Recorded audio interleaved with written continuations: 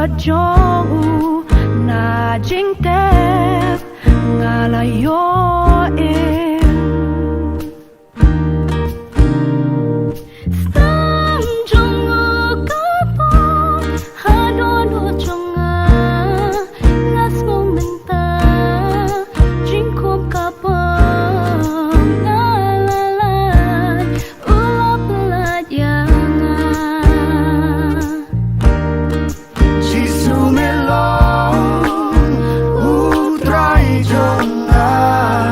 Senchar halor jingin jonga Jisu melong Ublay jonga Kenyami ngalid baro shirta Jisu melong Utray jonga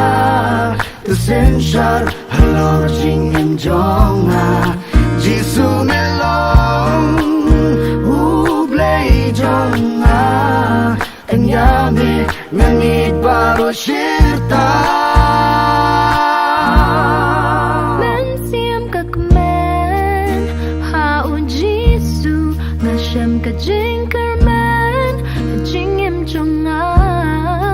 Hang ni hapert hey Bangan em Day tang ya umarwe Men siam kasum Nay haunga Ngashem ya ka jing so Kabasha Junom ngan yai rai Ngan risay Ya jing ay ay ba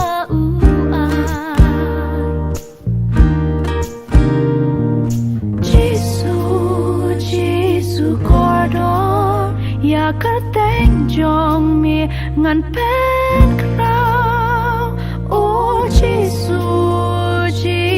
corridor Ya jing it jong mi Ngan yai plau Jisu melong Utray jonga Senchar halor jingin jonga Jisu melong Ublay jonga Kenyami ngangit baro shirta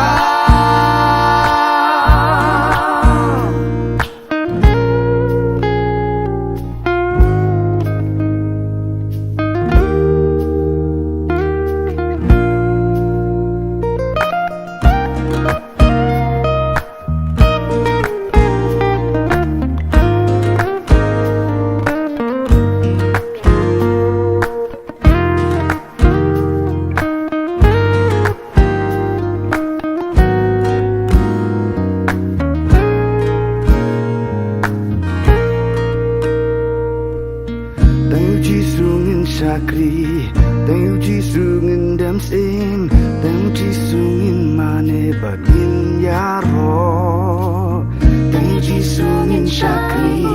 tayo Jisu ngin dam sim, tayo Jisu ngin mane bagin yaro.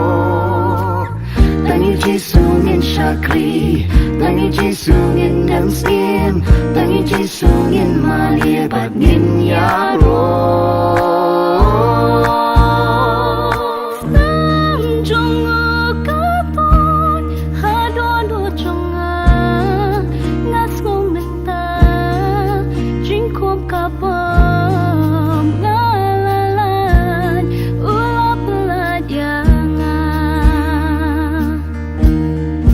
Jisu melong Utray jonga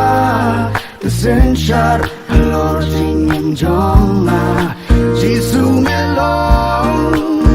Ublay jonga